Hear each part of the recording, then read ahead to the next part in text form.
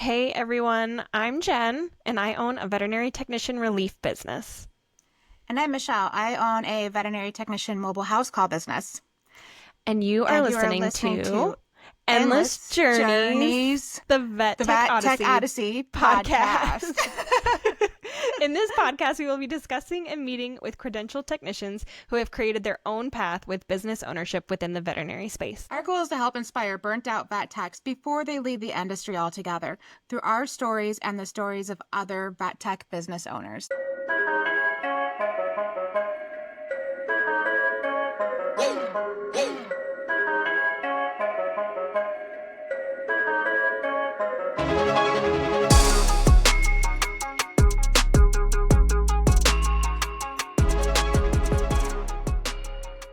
Hi, everybody. Happy Monday. Hi everyone. So it's Monday here. Jen, how'd your weekend go? It went really good, really nice and relaxing, and just weather's been great. So just spending my days outside and yeah, just trying to enjoy every little bit of summer that there is left. No, it's almost gone. I can't believe it. Oh. Mm-hmm. I already felt a cold night here last week in Michigan. I was like, ooh, winter's coming. No, absolutely not. Yes. Yes. I was like that. It was like winter is coming. Yeah, I had that moment. And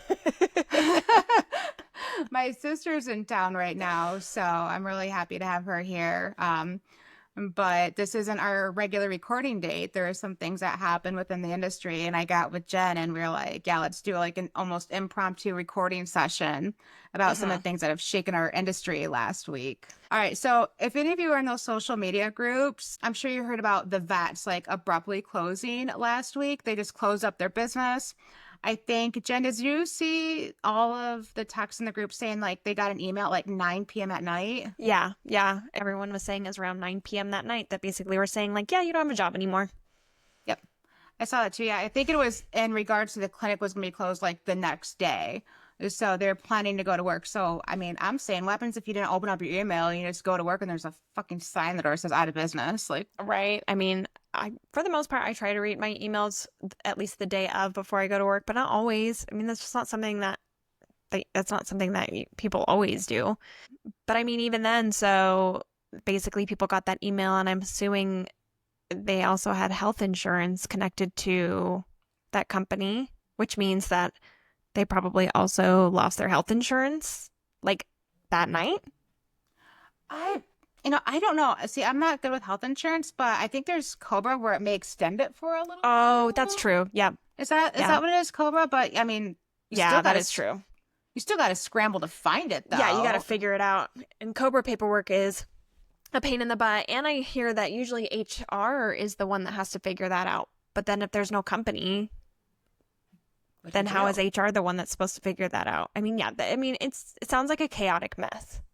Yeah, it is. And it's not the first time it's happened, at least this year. I think we've already had, I got a couple written down, but there's been a couple other companies that have just done the same thing. Right. And Yes.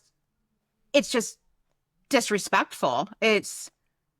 I don't know how to say about it. I have very strong feelings about it, even though I'm not in the clinic industry, but I have immense strong feelings about it because I just don't understand how these corporations can just shut down abruptly and not even give their employees a little bit of a heads up. And it's terrible. But and a, like a big chunk of the conversation today is like top leadership, they know this is happening. They've got to know. I mean, you don't work your way into top leadership because you're a dumbass. Like Right. you can foresee this on the horizon. You are in the meetings, you are talking to other individuals, and you know, like, shit, the ship is going down. Uh-huh. And what, the captain goes down with the ship? Well, that's not the case. Like, the captains are getting their golden parachute and lifting it out. Yeah, And because they're, they had time to prepare. You know, yeah, they had time. They had plenty of time to prepare. They knew that this was happening. They had things planned out. They probably even had jobs already lined up. And then they just told their employees, like, hey, guess what? You don't have a job tomorrow. Sorry. Like, that really sucks. And, they write it all in pretty letters and they say all these things. But at the end of the day, it's not right. And I mean, obviously, it's one of those things where it's like, there was a closure, and sometimes businesses open, right? And me and you know this, there's always risks to when you open up a business. Just Yep. because you open up a business doesn't necessarily going to mean that it's successful. And people always go into that knowing those things, but at the same time, you knew that this was going to happen, and then you didn't have the respect to tell these employees that were working for you. That's where the disrespect is. That's where this becomes not cool. No, exactly. Not cool. And it's a shame because I know I've heard now we've heard different numbers. I heard like 45, I think you heard 52, but Yeah, I had heard 52 there is a huge, veterinarians. yeah, veterinarian. So how many techs would you imagine? I'm thinking probably a staff of maybe 200 to support those roughly. Yeah, I mean, Yeah. maybe I didn't see the actual statistics of how many employees were working for them. The only thing that I saw was actually, it's funny. So this is another funny thing. Everything that I saw was pertaining to veterinarians. I didn't Of really see course. anything pertaining to, all of my sources were on LinkedIn. So I don't know if that's why. I know that you found or you saw some things on the Facebook groups, the vet tech Facebook groups that's where you originally saw it. And then I looked on LinkedIn and it was just more talking about all the veterinarians that lost their jobs. I mean, but here's the thing, like veterinarians make a livable wage, technicians Mhm. don't. And I'm not saying that that neglects any feelings towards any DVMs, like they have every right to be just as pissed off as the techs. Right. But typically, not all the time, but typically DVMs are more financially okay than technicians are. Right. But then we're of course focusing on how many doctors. And you're right, I didn't hear anything about a number of staff. I'm just estimating, what 4 staff members per DVM I think is the Yeah. averages. So that's why Yeah. I'm saying maybe 200-ish staff, but we're like, oh, 52 DVMs, oh, 45. We know the exact number of DVMs, but not the technicians because we're just in the background, y'all. We're Right. nothing. We're left behind, but the focus is on the DVM. Sorry, DVMs, but it is. Well, and I mean, and then we're also talking about, so it was a mobile in-home services, and you're probably talking about CSRs that were also, working and possibly, I mean, I don't know too much about this business. I'm gonna be completely honest. So I don't Same. know how, whether they had a whole system where they had like a calling service system where they were setting up appointments that way, and then the veterinarian and the technicians were going in and performing the services in the house. But I mean, you just think about, I mean, it seems like it was a pretty big business. And then I heard what they bought out. So the business was called The Vets, and then they bought out Better Vets in Yep. 2024. Yep. And then I read not about long that. after that is when they started saying that they were going to have to like cut down a little bit. Is that what happened? I think so, yeah. And it's actually, I got a really cool, I found an article from then in regards to that Veterinary Information Network. And yeah, Oh, you're okay. right. Better Vet was their competitor and they bought out Better Vet. And so, yeah, they bought out another company. They merged together and then poof, gone through magic. All of those employees for both of those companies within a Oh year. my gosh. Oh, so that, yeah, so then that's way, way more. It's so disheartening. It's like the feeling of, I'm trying to get my words here on the feeling. It's almost like a feeling of doom to see the way the industry is headed. It's like these clinics are one of 3 things. Here's my theory on a clinic's final destination. One, we're going to sell to corporate. Two, we're going to merge with another clinic, like another chain. And when we eventually merge with that chain, what's our end goal there? Probably sell to another corporate or close up. Or the other option is you just close all together. The DVM retires and says, "All right, guys, it's been a great 65 years. I'm out." And the clinic closes up because my line of thinking, nothing lasts forever. Right. Like nothing does. So just because your clinic is open today, it's a great place to work. You love your DVMs, you love your boss, you get great pay, everything's wonderful. Doesn't mean it's not going to be gone in a blink of an eye. And it could also be gone in 10 years. It could be gone in 5 years. You just don't know. I found my unicorn clinic and I left them and I loved them and I still had nothing but love for them. However, it's sad that a corporation came in and bought them out and closed them out. So even if I would have stayed at that clinic forever, I would have lost a job in 8 years if I would have stayed at that place because they eventually got bought out and closed up. And that's the issue is we can't rely on these clinics for a forever job, and you have to rely on yourself. You can't rely on them because you just don't know. And Right. I call them flippers, actually. These clinics that merge with each other and they sell to a corporation. Do you remember like back in like the house crash of 2009 when people would buy these old HUD houses? They would put a few bucks into it, invest in it a little bit, and they turn around and flip it for a profit. Yeah.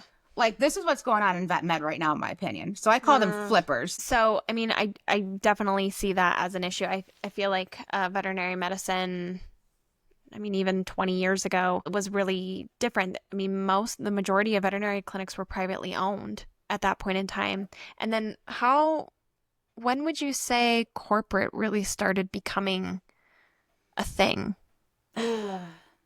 I'm going to say it really because I remember I went to a veterinary conference in 2012 and like there was only VC in Banfield, right? I remember that. And then I feel like I feel like a good portion of our clinics now are corporately owned. So I'm going to say like maybe 2015, 2016, I feel like is when a lot The of big clinics. boom. Yeah, I'm going to say right about then. What do you think? Yeah, yeah. I'd say that that probably makes sense. And I know with these privately owned clinics, what these were veterinarians that graduated in like the 60s or the 70s, and then they just recently started selling their clinics. And I think I've seen a lot of veterinarians who don't really want to privately own clinics anymore, and so it's just easier to sell to a corporate. So that's just the easy thing for them to do and to say, okay, yep, all right. And I mean, I don't know much about how much money they get or if it's more money than if they were to privately sell to a veterinarian, but I know that it turns the clinic upside down. And they always promise like, oh, not a lot's going to change. Don't worry. I mean, that's what they say, right? Well, don't worry. Uh-huh. Everything's going to be fine. I know everyone's really nervous and everyone's really scared about what's going to happen. And I can't say that maybe the majority of clinics maybe don't change, but I don't know. I don't know enough about it, but I do know some clinics that have been bought out by corporations, and I do know people personally who have worked for them, and it was that same thing of, okay, this is what's happening. And then of course they say, "Oh, we would never sell to a corporation. We would Right? never do that." Never, never. And then they Money do it. talks. Money Yeah. talks. I would say we have, I think, at least 7 or 8 clinics that I know of that were bought out by a corporation that were privately owned when I first started in the field in my area alone. And there's probably more than just 8. And it was the same thing where people were really scared and they're like, oh, it's not going to change that much. Don't worry. And then a lot of things changed. And then there's high turnover. And then everyone leaves. And then they say how much they hate it. And I think, too, when corporations are bought, they're going to be different and there's going to be different rules. My very last clinic that I worked at, and I left there on very good terms, actually, and I still see some of my coworkers, but my very last clinic that I worked at, get this, I went there because of their health benefits at the time. I hired on and I was like, oh yeah, they have amazing health benefits. They're offering me like $1.50 more an hour than my last clinic. And I went over to that clinic and I kid you not, Jen, right as I was getting to my 90 days, that's when my doctor and my office manager came out to announce that they were selling. I was like, you gotta be shitting me. I'm like, they didn't tell me that during the interview process. Like, they didn't give me the heads up, like, hey, we're gonna have some changes going on, or these benefits may not be available. Like, I had barely just hit my 90 days, or I was right around my 90 days. And I was like, you gotta be shitting me. I'm like, no way. And they're like, nothing's going to change. The only thing is you'll notice on your paychecks, it'll say this corporation. I'm not going to name the corporation. It says this corporation. But what made me mad is absolutely they slashed those health benefits. They generally did stay out of our hair. I'll give them that. They came in with their suits one day and walked around the clinic, and everybody had to like clean up and make sure laundry's good. We're all wearing our good scrubs. But other than that, they generally left us alone. But what made me mad is the benefits that I hired on for were gone. I was Oh my pissed. gosh. I was so pissed. And I'm like, nothing's going to change, huh? But what ticked me off is I left a clinic for them for those benefits. And they were getting taken away from me before I could even get to them. And it was so frustrating, so frustrating. And I worked there for another couple years and great staff, great doctors, like good environment. But I was just pissed that it happened. Oh my gosh. That's oh that would be so frustrating. That yeah. That doesn't even make and like you said, they didn't even tell you that in the interview, but they probably knew that there wasn't even an inkling of a discussion at least at that point in time. Oh yeah, I know. Yep, I mean, because again, I mean, they came to make the announcement like maybe 2 months to 3 months after I hired on. Right. So, and these things take a while. Yeah. My very last job was in a corporation, and I actually worked in a small room with two different departments. One was a team of girls where their job was to no shit cold call veterinary clinics to try to get them to sell to the corporation. Oh my Yeah, gosh. but the nicest girls in the world. Like they were seriously like one of the best teams I worked with. But their job was to cold call clinics all day, research them, get to know the DVMs, good staff. Like they would spend hours like stalking the clinic's social media, their website, and they would cold call them and be like, hey, let's just have a conversation. Let's just go out to coffee. We'll just talk. We're like dating. Like that's, and I actually adopted that phrase. It's like we're dating. We're not getting married yet, but we're just dating. We're just going to have a coffee, just chill, relax. I worked with that team. And then I worked with the guys, or like I worked next to the guys who would assess the value of the clinics once the letter of intent was sent to the clinic or when they're in that process of sending out the LOI. So these guys would go through like every detail of the clinic and assess the value of the clinic. So working in the same room as these people, and there's only maybe 10 of us in a big open room, I got to hear a lot of stuff. And that's where I think a lot of my industry knowledge comes from was that very last job. So I assure you, Jen, they know this stuff months in advance. Like if your clinic is going to sell your DVM and your owners, they're going to know probably a good year or so because it's already in the back of their minds. They're Right. getting poached all the time. Yeah. The letters come quite frequently. And here's the thing that bothers me. Your doctor can sell to another independent doctor. One of my closest friends, she's a DVM. She just closed on her practice like 3 weeks ago, actually. And she bought this practice out from another doctor and she's going to run it by herself. And that's so amazing because it went from ownership of a private doctor to another private doctor. So it can Mhm. happen. Yeah. And this doctor obviously wasn't money motivated. This doctor, I think she was motivated for the team because I talked to my friend throughout the buying process and I could see that when the owner was selling it, the owner cared about the team Mhm. and she cared about the clinic. And that was so refreshing to see. And now my friend, she owns this clinic. I'm so happy for her. So it's possible. And then on the flip side to that, when I first started my small business, this is crazy. I had a potential client message me. She's like, hey, come trim my dog's nails. I'm like, yeah, sure. As I get there, she's like, so are you really a licensed vet tech? I'm like, oh yeah, I'm licensed because Michigan, our title protection rules are loose. I was like, oh, I'm a licensed vet tech. And she was like, are you looking for a job? My husband's a DVM and he owns two practices. I'm like, no, it's cool. I'm not looking for a job. I'm just feeling stuff out right now. But then she started gabbing to me. And I will never forget when she told me that he's going to be retiring in the next few years. And he didn't care who he sold to. He was going to sell to the highest bidder.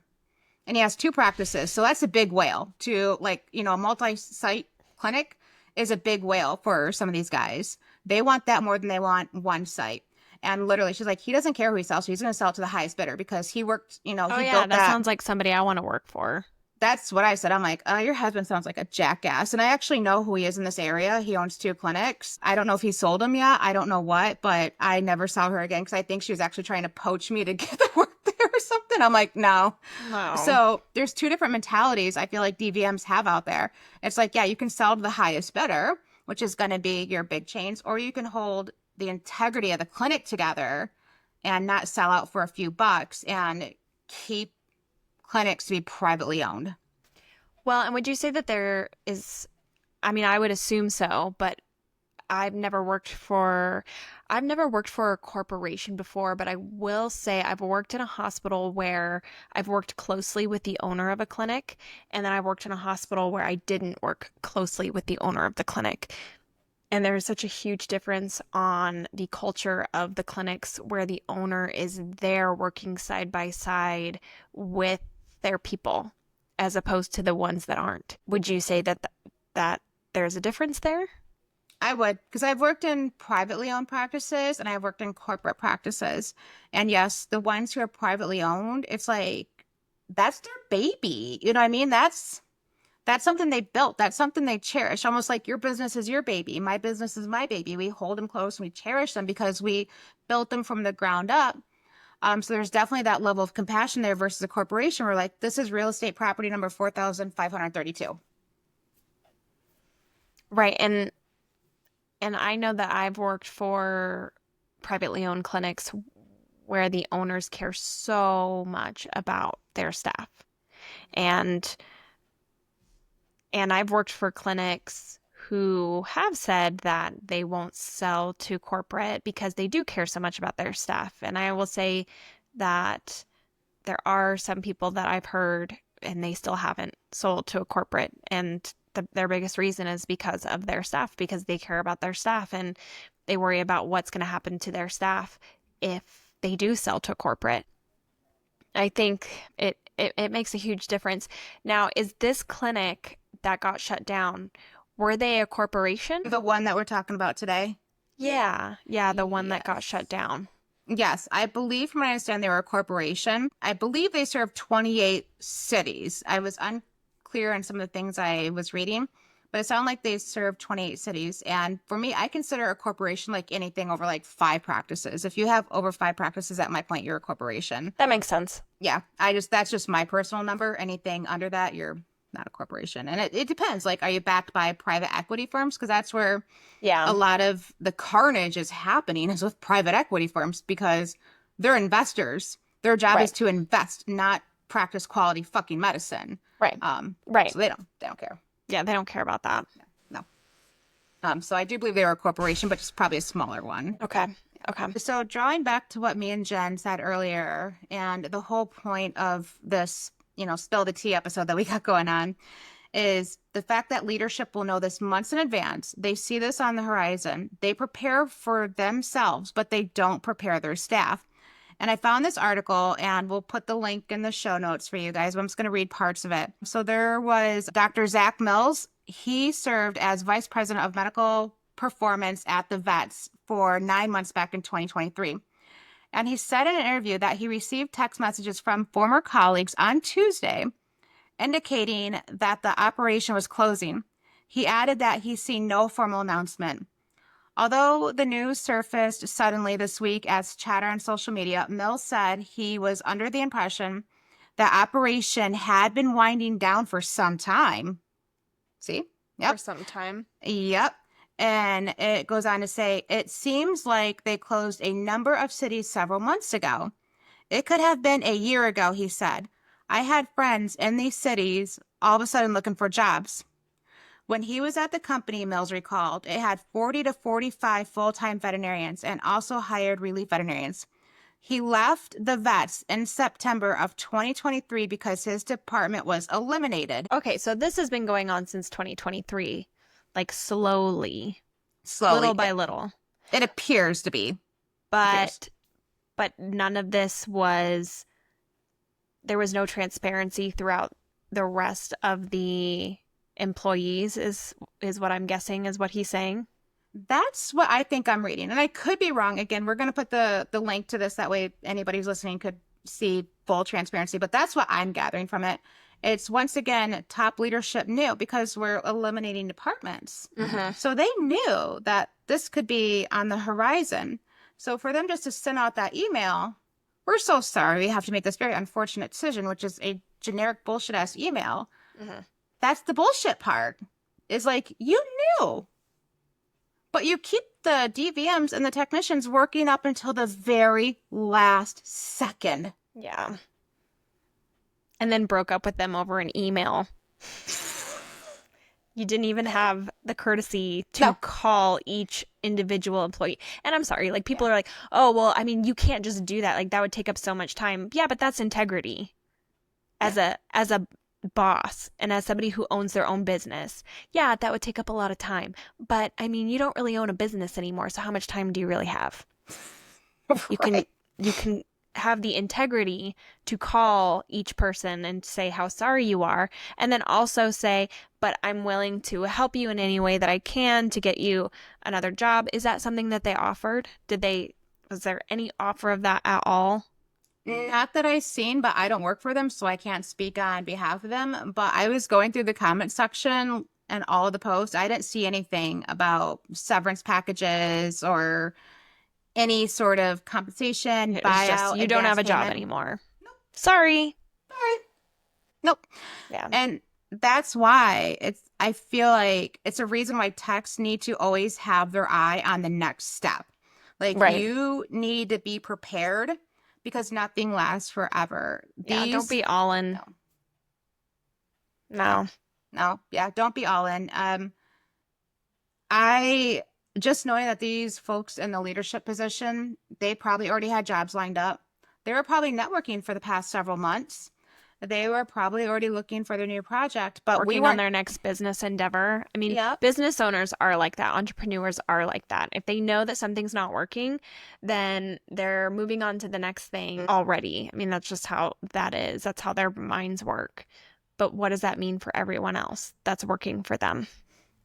And if they had any sort of compassion, I would, this is just me, but if I was the owner of a clinic that size, I would give my employees like at least a couple months notice. For the God. Like, Well, I mean, okay, so I mean, also let's talk about Jacqueline, right? From Action Vet Tech Services when she was talking about how transparent she is with her own business, how she has meetings with every single one of her employees, and she talks to them about how much money the business is bringing in and how well people are doing and things like that. It's like if you have a business, if we had more businesses that were transparent with their employees as far as those things, I mean, come on, they would be so much better. And I just that ugh, that's so frustrating is why aren't more businesses transparent about those things? They just keep it to themselves, and this is why. yep. Because at the end of the day, people are going to get screwed, but like you said, if they know, okay, well this isn't working, then people are just going to leave. But here's the thing, it's like they're gonna leave, but it's okay for you to do it, but not for them. Right. Exactly. Exactly. I also feel like that's the whole example of, hey, we can fire you on a dime. You can walk in and we can say, hey, you're done, but we expect you to give your 2 weeks when you quit, Fuck that. kind of thing. Yeah. And I mean, I don't know how many times I've seen just recently too, where, oh, it's respectful and you need to put in your 2 weeks. But the amount of people that I've seen lately that put in their 2 weeks and then they end up just and then they get fired within that 2 weeks where they're like, just go, leave. And then those people are like, well, I didn't tell my other job that I told them that I had to see this through. And now I'm going to have no pay for the next week. So it's the same concept, right? Yeah. Again, yeah, we're expected to be respectful, give a full 2 weeks. But yeah, they can let us go at the drop of a dime. And And they don't even have to give yeah. us a reason for it. No, we don't like the color of your hair. You're out the door. I mean, they can't say that, but I mean, they could absolutely do that. One of my old DVMs, if you dyed your hair blue or something, she was gonna find a way to fire you. Like, bless her heart, that's just how she was. But they can literally do that. It's not fair. It's not right, but they'll find a way to fire you for any reason, even if it's not the reason you're getting told. Right. Yeah. So as I say, you can't. It's unfortunate because the landscape has changed so much. Because I remember when I graduated in 2009, like I was like, I want to find that clinic and I'm going to work for them for the rest of my life because I'm going to be dedicated to them. I'm going to be loyal to them. And once I find that clinic, I'm going to be a hard worker and I'm going to work there forever. And there's no reason to update my resume. I was also my early 20s, so I still had the stars in my eyes, but the landscape was different back then And still. that's how it used to be, right? I mean, Yeah. that's what it was like for my grandparents. Hmm. and you stay loyal to a job, and it'll pay in the long run. It will pay, but it's not like that anymore. It's You can stay loyal to a job, but the job does not mean that they're going to be loyal to you. They're going to be loyal to themselves. Yep. Exactly. And everybody at the end of the day is always going to look out for themselves first in a clinic setting, whether it's your office manager, your Yep. DVM. Yes. Everybody's going to look out for themselves. So even like, let's say you are cool with your office manager, you're tight with your DVM. If they know something's going down, like a buyout, a merger, a change of ownership, no matter how cool they are with you, if they have their boss saying you can't tell anybody, they're not going to tell you because at the end of the day, they're looking out for their own ass, not yours, even if you guys are super tight and cool. Right. Yeah. So, Yeah, and I mean, also if you think too, because I know there were plenty of times where I was thinking, oh yeah, like this is going to be my clinic forever. But if you think about it, I mean, the first owner of the clinic that I worked for was in his 60s. So if I was going to be at that clinic forever, that he would have to own the clinic the entire time that I was going to retire, and that's not realistic. yeah, no, it's not.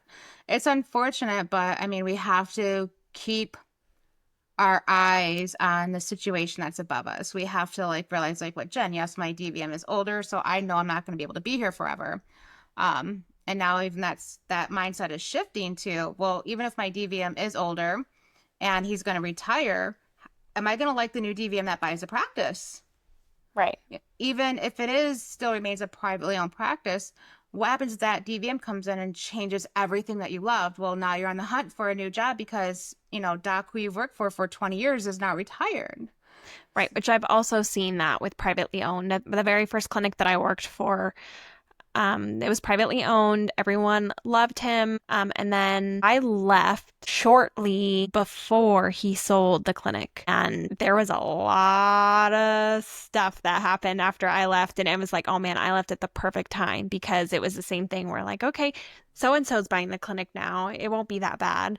And then I heard some stories, and there was a lot that changed, and there was a lot of people that had been there forever, and then they jumped ship because things changed, and a lot changes. I mean, you have a new owner, people think differently, they make new rules that may not make sense to you, but it makes sense to them, and now they're the boss, and now you got to do what they say. Yep. Yep. And that's got to be hard for somebody who's been working for the same doc for, 15, 20 years. And now all of a Yeah. sudden it's changed. So I can see on a level where that's going to affect you to where you'd want to leave. But it's like, man, you've been at this place for so long. You feel like, what do I do next? Right, and a lot of people don't like change, right? I I mean, don't. I think that's human nature. We don't like change, but I think if you challenge yourself to constantly change something, and then you're more adaptable to it, so that if something doesn't work, if something's not working, you could be like, all right, I'm out of here. I'm gonna go do something else that I know that I'm gonna love more, and I know that's gonna work for me. And it's really scary when things change, and even if change is a good thing, people are still resistant to it. So that's also something that you have to think about. But I know my whole life, so I mean, I have never gotten time to get used to anything before something changes. And I always hated that, and I always thought that that was the worst thing ever. But now I know that I'm more easily adaptable because of that. And so I actually feel like it's a strength, and it's not a weak thing that happened in my life, or I'm not a victim of it or anything like that, but it did really help me. And I think that that's the whole reason why I am where I am. And that's why I can go into different clinic settings and meet new people and do those things. And it's scary. Doesn't mean that it doesn't scare me still, but I can do it, and it's adaptable, and I can do it well. Same thing with you, right? You can do the same thing. And you're at the point now where you have your clients that you like, and that's nice. But when you started out, it was every time you had a new client, it was a new experience, and you had to go through all of the Oh, feelings, and yes. how is this going to go? But Yes. that shapes you, right? It shapes you Yes. as a person, it shapes your character, and it shapes your career in the future. And the more different things that you're exposed to, the the the better employee that you'll be as well. So if you're working at one clinic for 20 plus years and that's all that you know, when something like that happens, it's going to hit you way, way, way harder than somebody who has has been used to the change. I don't know that I don't know. There's probably Yeah, that makes sense.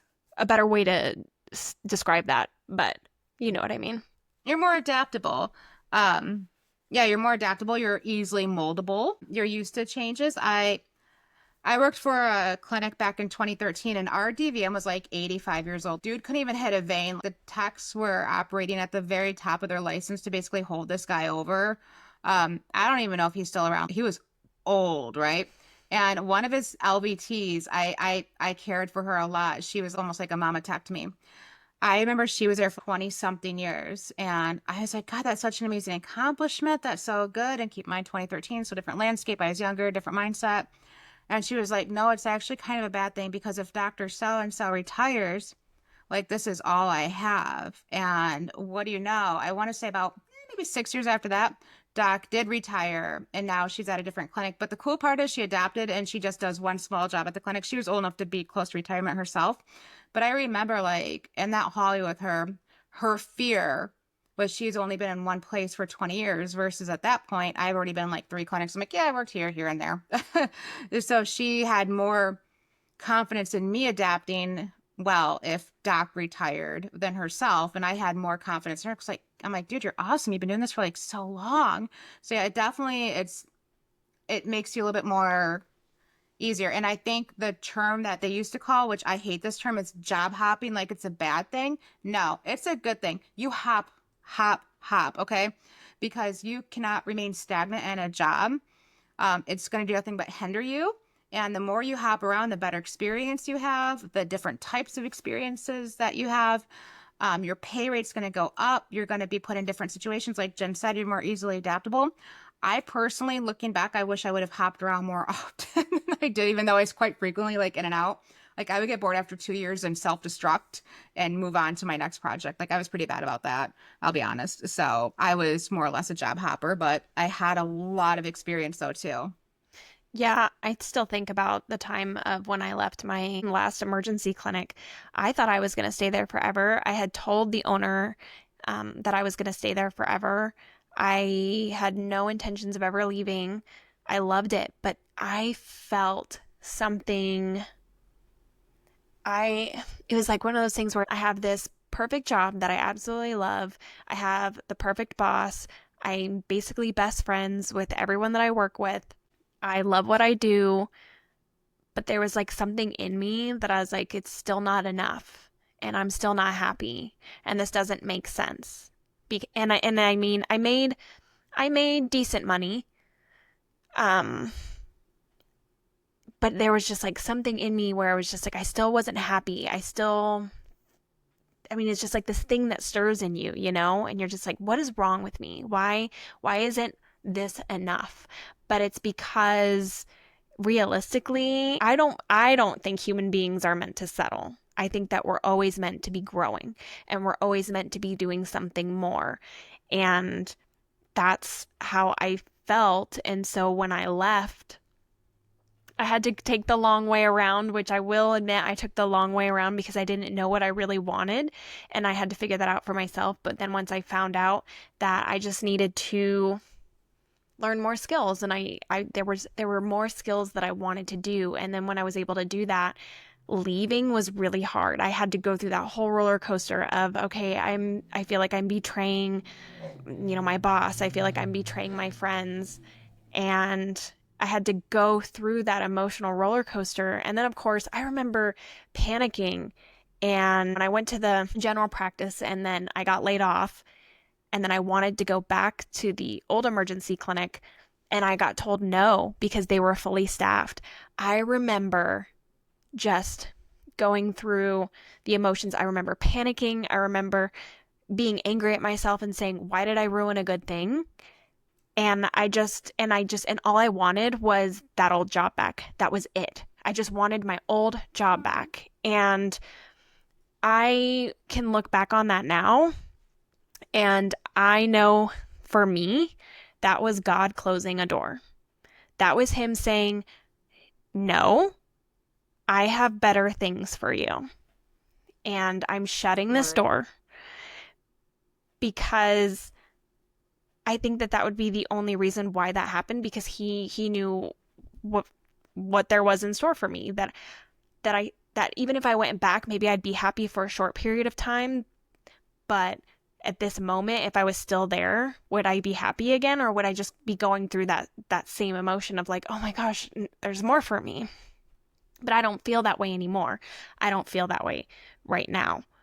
So it's one of those things where if there is a door that closes on you, it just means that there's more for you out there. And I would not be the technician that I am today if I would not have made those decisions, even though it was a really, really hard time for me emotionally.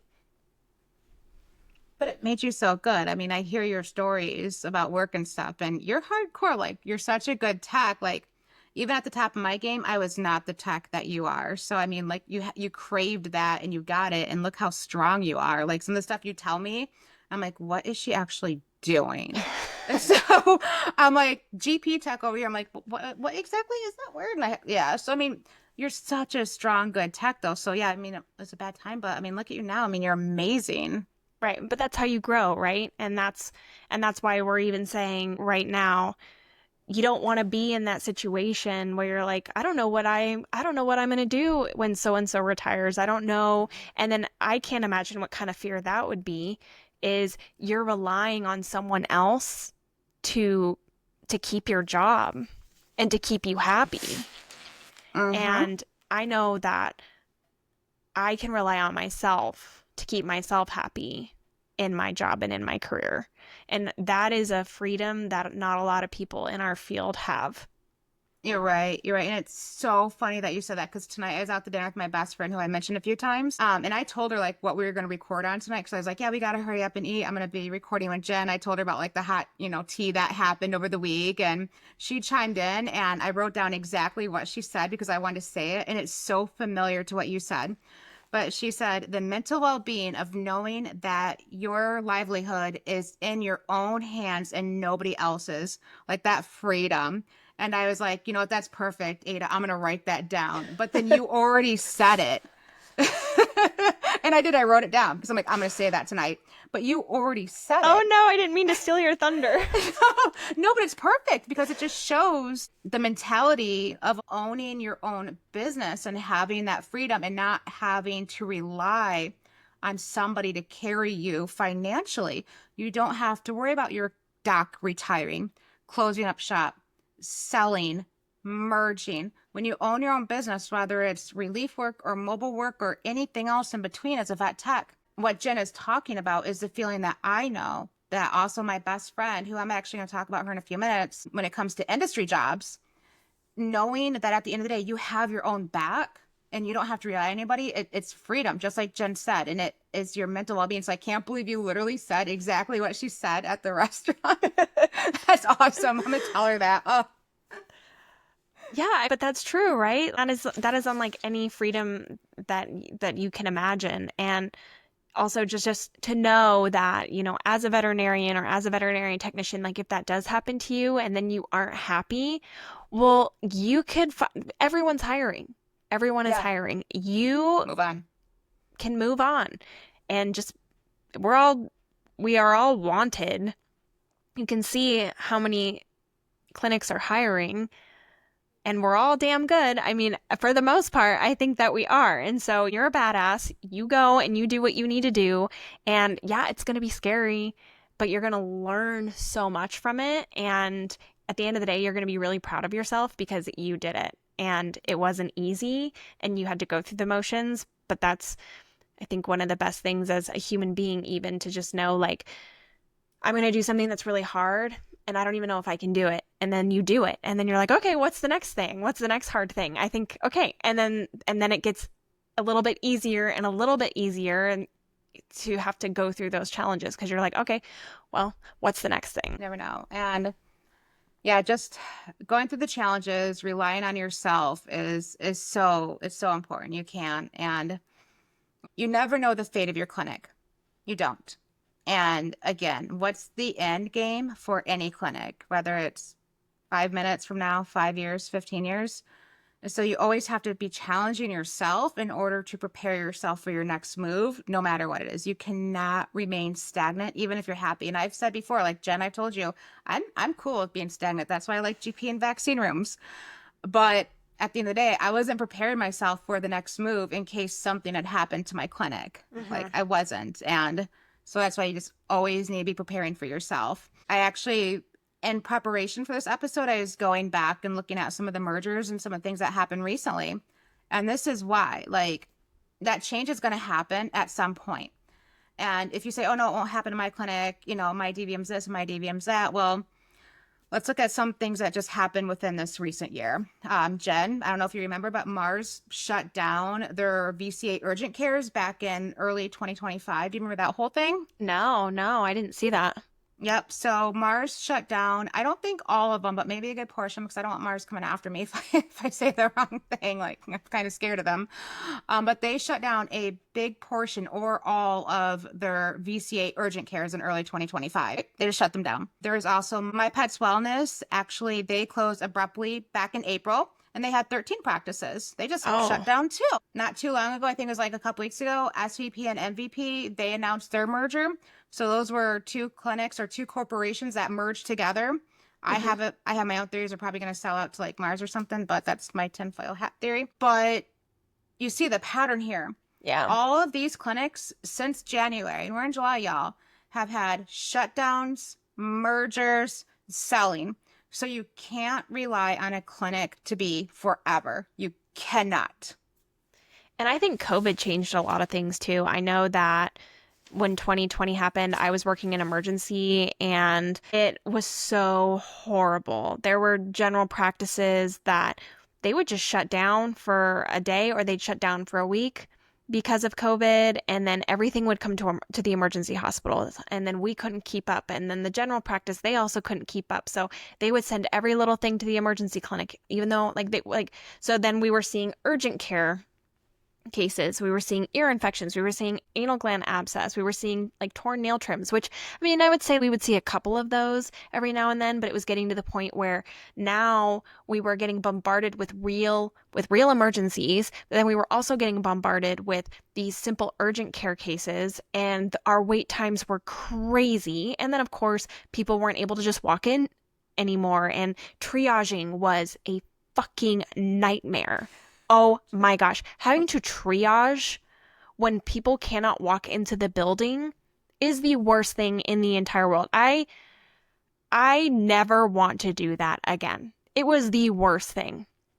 And then with emergency clinics too, clients already feel like we are not as compassionate as general practice and we already don't have that relationship. So then we're trying to talk to people on the phone and then they're never even looking at our faces, and it was horrible. And so I know that was during the time where that's when a lot of urgent cares got opened up because they were like, oh, this is a perfect opportunity. So now we can have actual urgent cares for veterinary clinics. And it made sense at the time, but I feel like all these urgent cares opened up way too late because Mm-hmm. they would have been perfect in 2020. Oh, God, yeah. None of them started opening until like 2022, 2023. But now that whole pattern of working in emergency from 2020 to now 2025, we are not as busy as we were in 2020. It has slowed down significantly. And now urgent cares, from what I have heard, aren't really even being used because now general practices are able to keep up a little bit more on their Mm. cases. And so now urgent cares are just shutting down all over the Oh. place. Oh, I didn't know that. Mm-hmm. Yeah. And like I said, and then emergency clinics aren't as busy, so emergency clinics can kind of see. So general practices are now seeing those cases, and emergency clinics aren't as busy as they used to be. So now emergency clinics are kind of taking in more of those urgent care cases as well. And then urgent cares are just kind of like, okay, well, now what are we going to do? So I've seen some urgent cares that are merging in to like urgent care / general practice, and that's been working. But I know like 2020 changed so many things, and that was something that I saw on a LinkedIn post that was talking about all of these closures and mergers right now is at the time they made sense when COVID was around, but now things are kind of things are going back to normal. They're going back to pre-COVID. And with that, these businesses are not thriving anymore because they were based more around COVID times. Yeah, in my area, we have like one urgent care that just opened up like maybe last year, and they're hardly ever open. I actually tried to call there when Kiki was Yeah. sick, and they weren't open. I was like, shit, and that's why I went to another GP. So I have seen that during COVID. So while you were working in emergency during COVID, I was working for that corporation in their home office. And let me tell you what, dude, they were on a shopping spree. Like you would think that these private equity firms, like they were on Rodeo Drive, snatching up every clinic in town. And I know it wasn't just the one I was working for, it was all of them. Like if you go back and look at the trends, 2020, 2021, 22, the market was hot. Private equity was buying up everything and the doctors were selling like crazy. I think it's cooled down now, but I think that's where a majority of our clinics became corporately owned was that year, maybe 2 years after COVID. Because I distinctly remember I was worried about losing my corporate job during COVID. And my, and it's funny since they no longer exist, I wonder what I can talk about contracts. But I remember my boss, he was a cool boss. Like I had one cool boss there.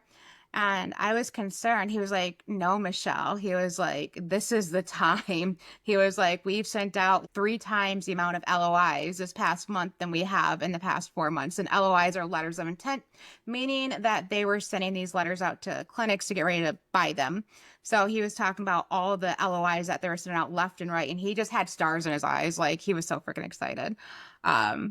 He was cool though. I liked him. I liked him, but yeah, so I know they're on a major shopping spree. Like literally, it's like you win the lottery. You're like, I'm gonna go buy up all these vet clinics. Like that was them back in 2020, 2021. I was right there. I was on a front row seat to it because I was working for them. And like every week they're like, woohoo, we onboarded this new clinic. Woohoo, we're finally Wow. into this state. And I'm like, how many clinics, y'all? Because when I started there was like 20. And by the time of my unfortunate demise, I think they owned like 100. So that just tells you in the 2 years how many clinics they snatched up. And I'm sure they weren't the only ones out there because I was listening to podcasts on it and I'm like, this is insane. So yeah, a lot of it, COVID changed the landscape, not only for emergency, but it changed it for GP as well.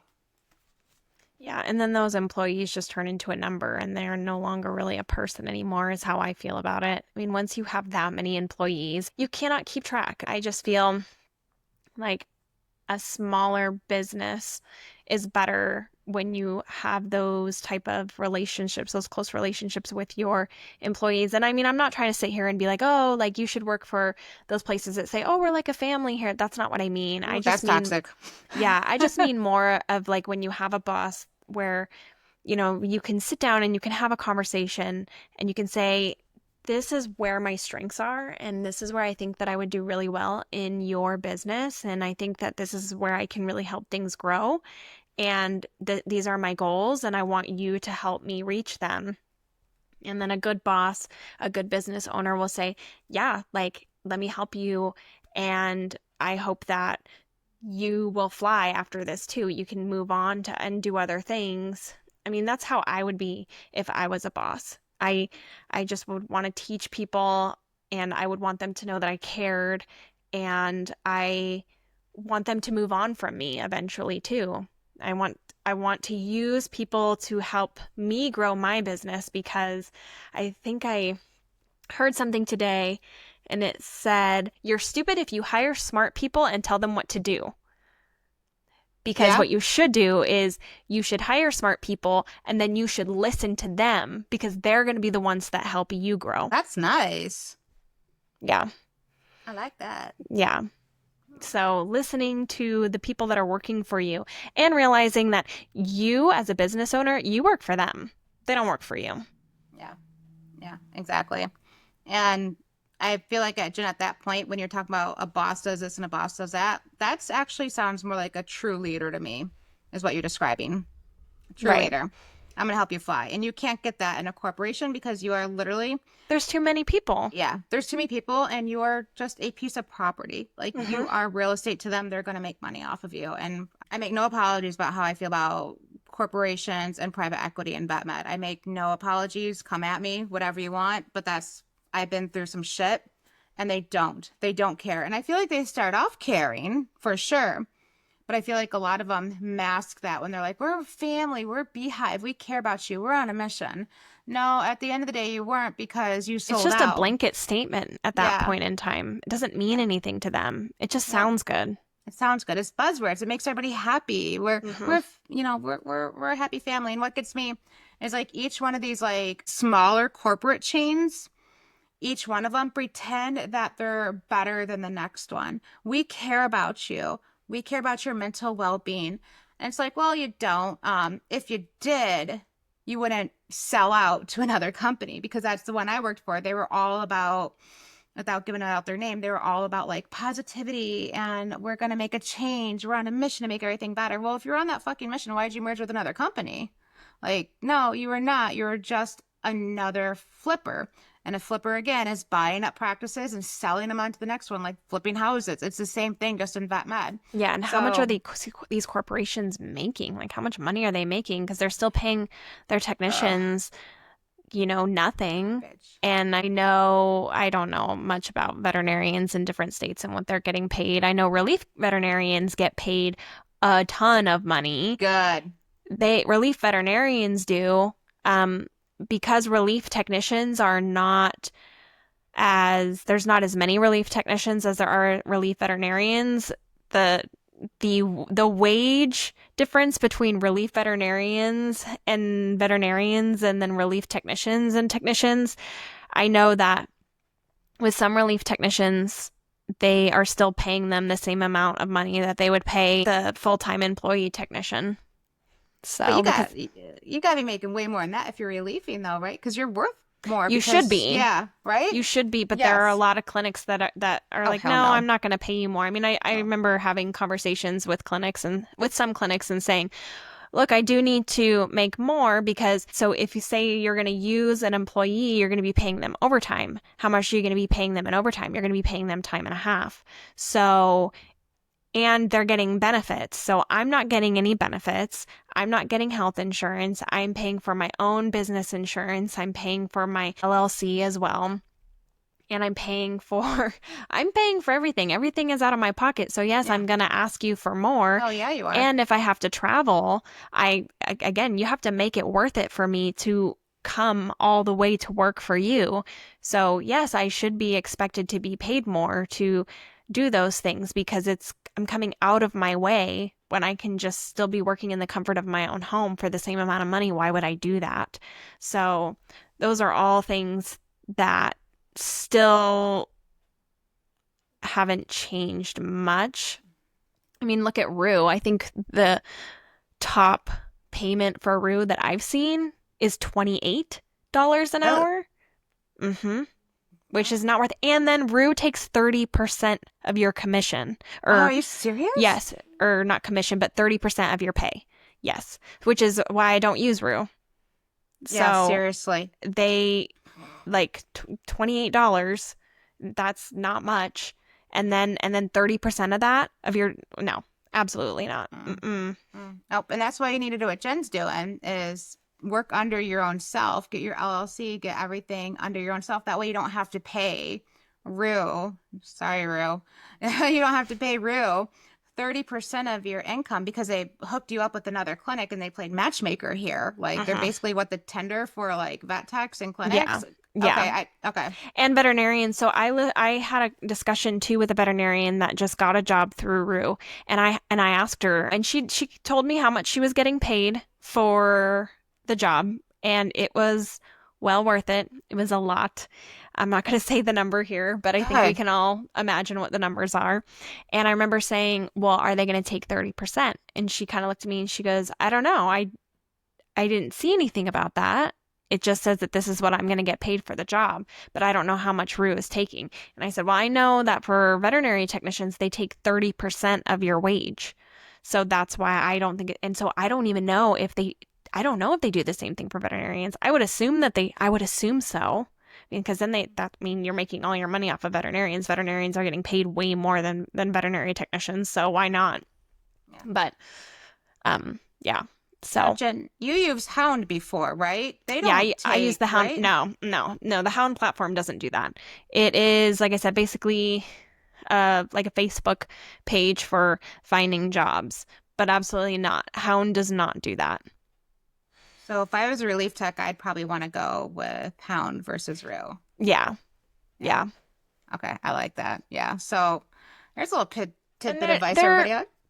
they're a little different because I know Rue, like you basically you sign up for the job, and I guess Rue's like the middleman where you don't like basically you just say I'm gonna work these shifts and you don't really have to talk to anybody and you just show up for your shift and that's it. Whereas I know that with Hound, people contact me and then we have a discussion and then we talk about my business and how much I expect to be paid, and then I have them sign a contract and things like that. So Rue, they already have a contract. It's a little bit different, and I don't use Rue. I've never used Rue. There might be technicians who are listening that do use Rue, and I've heard good things about Rue, and I've heard bad things about Rue. And the only reason why I don't use it is because there aren't a lot of clinics in my area that use Rue anyway. So I had to just figure out how to do things a little bit differently on my own, and it worked for me. And I know that I I ask for more than $28 an hour. As you should. Yeah, and Yeah. and I'm really transparent with the clinics that I talk to, and I tell them why, and I say this is what I'm worth, and they'll either pay it or they won't. And if they don't, there's another clinic that's probably going to pay you even a little bit more. It's Yeah, just like clients. Yep. If yeah, one client says, oh, no, that's too much for an anal gland expression, I'm like, okay, no problem. I'll find somebody else. It's, yeah. you I've had know, some clinics with what I've asked for. Just I've had them ghost me. I've had ew, them tell me, "Oh, well, we need to double check and see if that's in the budget," and then I never hear from them again. And tacky. then I've had some clinics be like, "Okay, that is a little much. Can we negotiate something?" And I'm like, "Yeah, yeah, let's negotiate." Because I also charge for travel as well. And I've had a lot of clinics that pay for my hotel stay or my apartment stay or something like that. So there are clinics that do have the respect to just be like, hey, that number doesn't work for us. Can we negotiate a little something? And those are the clinics where, yes, I'm like, yeah, yeah, let's negotiate something. And then if I still enjoy working there, then I'm perfectly happy with the negotiation that I made. But if I'm not, then I'll be like, okay, well, I it didn't work out and I don't have to ever work there again, kind of thing. And I have a contract. So then and then I've had clinics that don't even blink an eye when I tell them what I charge. They're like, "All right, great. When can you start?" Mm, So you get a little love bit of that. a different mix there. Yeah. I love that. You charge your worth. Absolutely. Yes. And again, it goes to show you, Jen, she created her own business. She created her own brand. She has created everything within her own ecosystem so she can rely on herself. And she doesn't have to take that clinic that says, oh, we're just going to pay you $28 an hour. No, she has her autonomy and she can say no to it and move on to the next. Uh-huh. So Yeah, and for the beautiful. most part, I mean, and I'd say that that's probably why I haven't really worked for any general practices because I have had a lot of general practices that have reached out to me. But then when I tell them, well, this is what I'm getting paid at emergency clinics, and it doesn't make sense for me because I'm getting these regular jobs at these emergency clinics for me to be working less for you at the I mean, but I mean, I it would make sense to ask for less at a general practice, right? Than what I'm making at an emergency clinic. That I totally understand. But it's also really difficult for me sometimes when I'm like, well, I'm getting regular jobs at emergency clinics and emergency clinics are paying me $10 more than what general practices are willing to pay me. So, and I enjoy working emergency more. So, why would I work at the general practice if I'm still getting emergency jobs and they're paying me more? Exactly. And you're doing what you want to do. You're not you're not stuck going into, man, I don't want to come to work today because I do the same thing over and over again, or you're just in a type of practice that you don't enjoy. Like, for example, with all due respect, I could not enjoy emergency and critical care. I know myself. I respect every tech that does it. I'm not at that level. You're much more hardcore and so much more talented under pressure. Like under pressure, I crack, you thrive. So I know I wouldn't enjoy going into emergency work every day. I would enjoy boring GP and vaccine appointments. And that's the beautiful thing about what Jen does is you can pick and choose where you work because you choose to enjoy a practice. You don't have to go into a clinic that you're like, oh, I don't want to work here. This is not what I like to do. No, you can pick and choose the clinics around you that you like. Like, I like that one, and work for all of them. Right. I love Right. that. So, one of the things that me and Jen are a little bit different is I've had industry experience. And by industry experience, I mean, I've had the remote jobs, the work from home jobs, the sales jobs. And I feel I see a lot of technicians who see those jobs as like the retirement jobs because you're not working on the floor, you're not beating up your body, but you're still using your vet tech skills. And what I fear is a lot of technicians don't understand is it's the same playground, it's just different rules and better clothes. And that to me is one of the things I want techs to realize. Like you can't rely on an industry job either, even if you're really good at your job, even if you're killing the numbers. It's a whole different ball game and it's still a very unsafe market. Now, I worked an industry job, a sales job. It was inside sales job for about 2.5, close to 3 years. And then my last job was an industry job as well. And I was working in a home office. So I had seen some stuff over my years of doing this. And I just wanted to share a few things just so a technician who wants to go into the industry and get out of the clinic, they kind of already have a idea of what to expect. It's not rainbows, unicorns, and butterflies. It is same bullies, just different playground, different arena. It's like welcome to Thunderdome, bitch. Like literally, but it's different. So it's almost the same thing. These companies, like let's say you want to work for one of the distribution companies or one of the manufacturers and you want to be a drug rep, for example, right? These companies do almost the same thing the clinics do. They merge with each other. They buy each other out. I had a job working for a local company that did distribution. They would take the drugs from the manufacturers and sell them to the clinics, a distributor. I worked for them. I worked for them for about a year, and then they sold out to a larger company. And when they sold out to a larger company, the game changed, y'all. Our commission got jacked up. They changed a lot of the accounts around.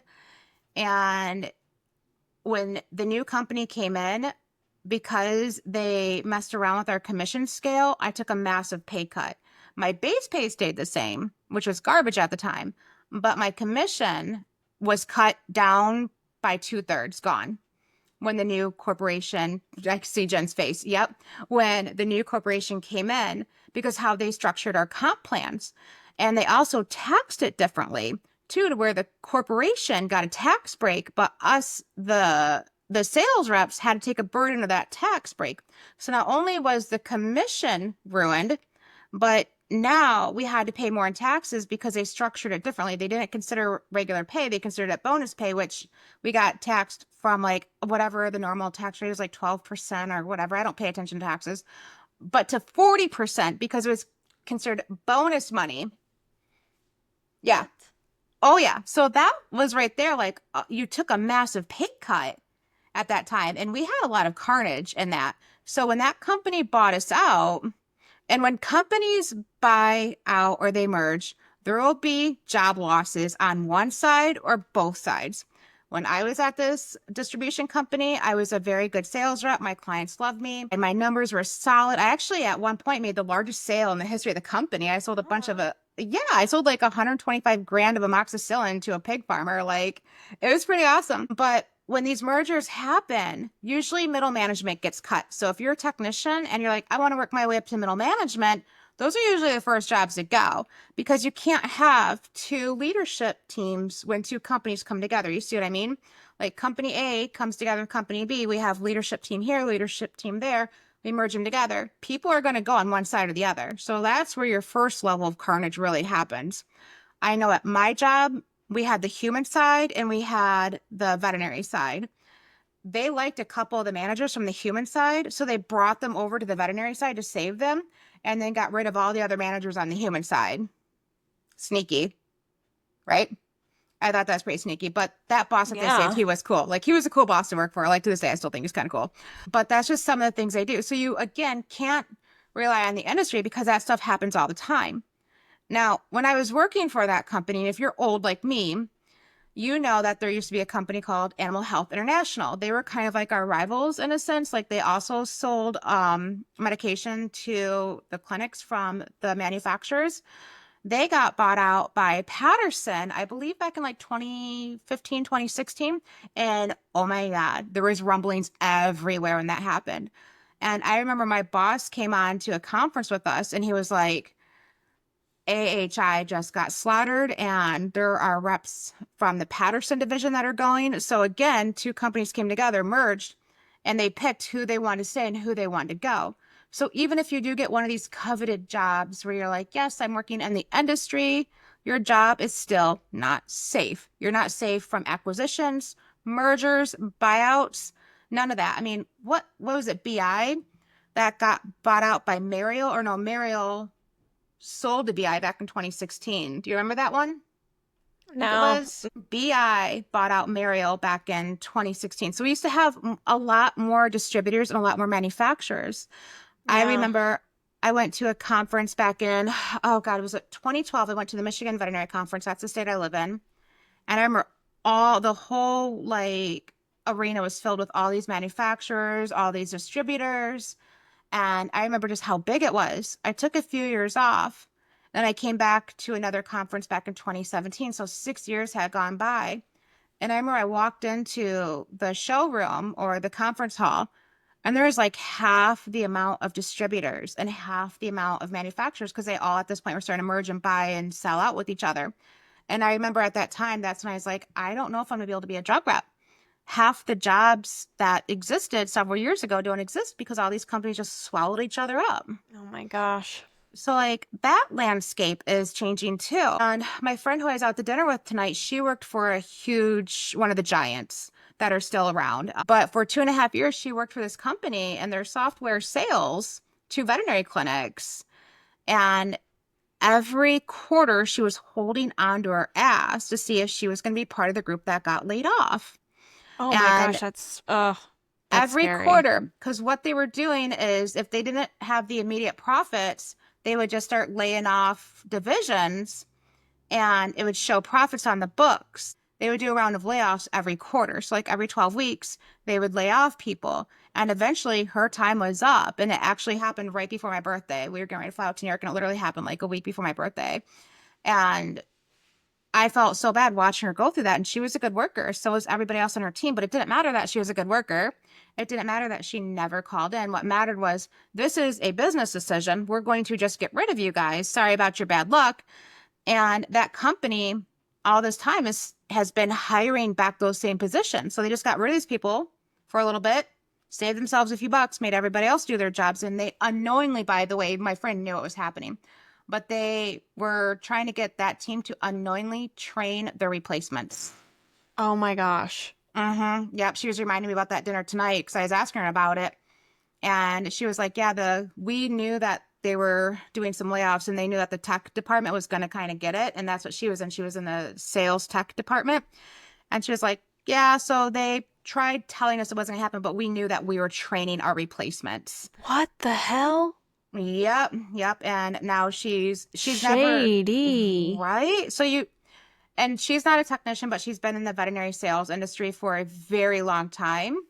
And now she's out of it. She's actually going into a whole different field, but she's not a vet tech, but she's been in our industry for a very long time. So she wanted me to add that in.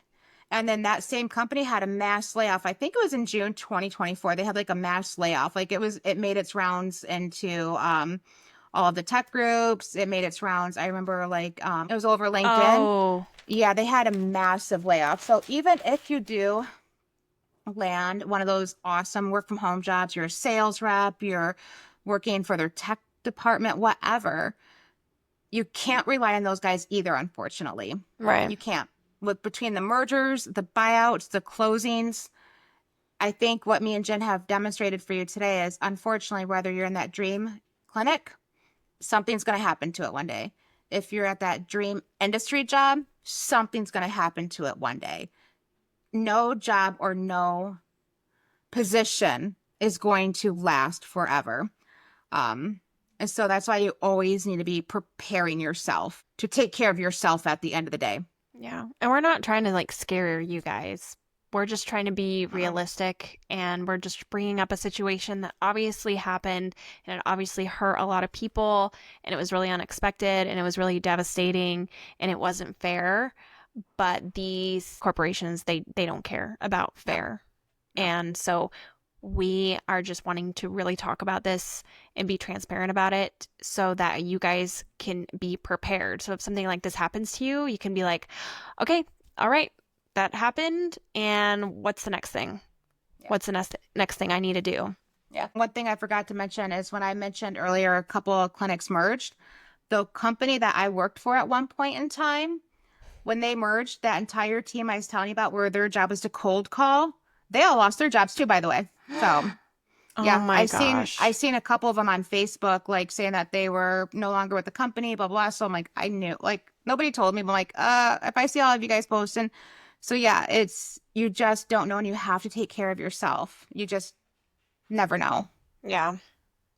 So with all this being said, and the uncertainty of the landscape of veterinary medicine right now, put yourself first. Always be preparing for your exit plan, no matter where you're at. Let's say you are kind of toying around the idea of being a mobile vet tech like myself, or you are toying around the idea of being a relief tech like Jen, and one of those appeal to you, and you have it maybe in the back of your head, but you're happy where you're at. You're content where you're at. You like your job. Cool. We kind of think it might be a good idea for you just to have the thoughts in the back of your head. What if this shuts down tomorrow? What if tomorrow there's a sign on the door? What am I going to do to take care of myself? So, just throwing some ideas out there. Number one, and I'm not a lawyer, I have no legal advice or legal education, but we get sign on bonuses a lot of times, right, Jen? A lot of Yeah. clinics offer that. Yeah. Why? At least Yeah, one that I've worked for yeah. does. So, why can't we have like almost like sign off bonuses, like a severance package or a buyout package? Like, why is it impossible for a technician to say, you know what, hey, if you're going to give me a 5 grand sign on bonus, why don't you hold on to that? And in case you shut down or I get fired or I get laid off, that'll be my buyout. That'll be my golden parachute. Plus, maybe let's negotiate in 2 months' pay. Let's negotiate a few other things in there. Prepare yourself, because I don't know any tech who's ever done that. I don't know any company that offers that, but that's just me Yeah. thinking of what you can do. Because once you get an offer from a clinic or a corporation, that that's not where no starts. Like, you negotiate your stuff. So think about it, look into it. And again, that's just something, if I went back to a clinic, I would absolutely try to do, is like negotiate some sort of package of like, when I, if I get fired or if I leave or if we get sold out, merge, whatever, I have a golden parachute. Because you best believe those people in top leadership, oh my God, they have golden parachutes like you guys haven't seen. They have millions of dollars in their back pocket and they walk out Right. the door and they wash their hands and they're good. Yeah. They have it. You don't. And that's what ticks me off the most, is that the people who are in the higher rank positions, they know for a very long time that this is coming. They have their severance packages, they have their buyout packages. They know they're getting a fucking payday at the end of the day. And you as a technicians don't. And I think technicians and doctors should absolutely have some sort of package in play ready to go in case shit hits the fan. It's only fair that if top leadership has it, you should have it too. Yeah. Now, maybe theirs is a couple million, but yours should at least be a couple thousand, plus maybe, I don't know, three months of living expenses or 3 months pay, just something. And I know it's unheard of, and I know it's probably not going to happen, but it's just something I would personally do if I went back to a clinic. I would negotiate something like that, and I would reach out to an employment attorney and negotiate a contract for myself. Please, so of a God, I've said this before, Do not sign a non-solicitation or a non-compete, because that could screw you over from doing mobile work or relief work if you sign any one of those two. There's a whole thing with non-competes no longer existing, but that's a whole nother topic. Please don't gamble with that. Just don't gamble with it. Don't sign it. You can negotiate those non-competes out. You can negotiate those non-solicitations out. That's what I would do. I can solicit all I want. Like, you're not going to tell me I can't go see Mrs. Smith up the road with Fluffy, F that. Another thing, if you have been toying around the idea, start planning.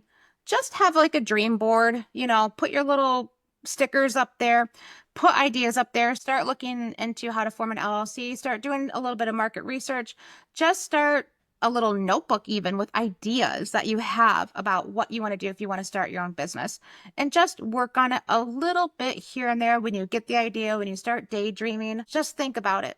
Because that way, in case your clinic does get bought out, in case they just shut the doors one day and say, see ya, we're out, bye, sorry about your luck, we're really sorry you had to make this decision, you already have your notebook with your ideas. You already know that, hey, I think I'm going to try relief work. Here's some clinics I had my eye on. I already have my LLC because I did that like 6 months ago just for funsies when I was bored. I'm already to step in the right direction. Or, hey, I want to do mobile work. I already set up my LLC. I already bought a few supplies here and there with my income I got from the vet clinic. I already started seeing a few clients on the side on my day off. Just start working on this stuff on your days off. Just prepare. And then maybe one day, even if the clinic doesn't shut down, you want to take that leap and you're already prepared. So to wrap this all up in a beautiful package, you can't rely on a clinic forever. You cannot rely on the industry forever. You can only rely on yourself, and you need to start preparing yourself. Yep. Beautiful. Beautifully said. All right. I think that was a pretty intense episode, but I hope that you guys did get a lot out of this. And again, I hope that you guys know that we're not trying to scare you or really just trying to help. And sometimes people just need that little bit of a push and to know that you can do it. And I know Michelle probably, I don't want to speak for her, but I know for me, it's like, if I can do it, then anybody can do it. You can do it. This is a person who never really truly believed in herself or anything that she could do. And now, you have to get pushed a little bit. And so that's just what we're trying to do. And we're just trying to be here for you guys. And we're really devastated at what happened to all these wonderful people, all these hard workers who just lost their job literally overnight. And I know, though, that with everything that everyone was saying on the posts, that these people should not have any trouble finding jobs. They sound like they were all very, very hard workers. And obviously there's a lot of places that are hiring, but it's still not fair of what happened to them. It doesn't mean that, just because they can find a job easily doesn't mean that any of this was okay. So we feel for you guys. We've been there. I've been laid off. I think, Michelle, you said you've definitely been laid off. So we get it. We understand. Yes. And we're here. If anybody has any questions, feel free to send us an email. I know for myself, I've helped a couple of techs across the country when they have questions about starting their own business. So that's what we are. We're not here to convince techs to leave the industry. We're here to help you guys find other ways to stay in the industry. Right. Exactly. All right, you guys. Well, we will talk to you guys next week. And if you guys have any thoughts about this yourself, we'd love to hear about it. We'd love to talk about it. Just send us an email. All right. All right. Bye, everybody. Bye. Bye.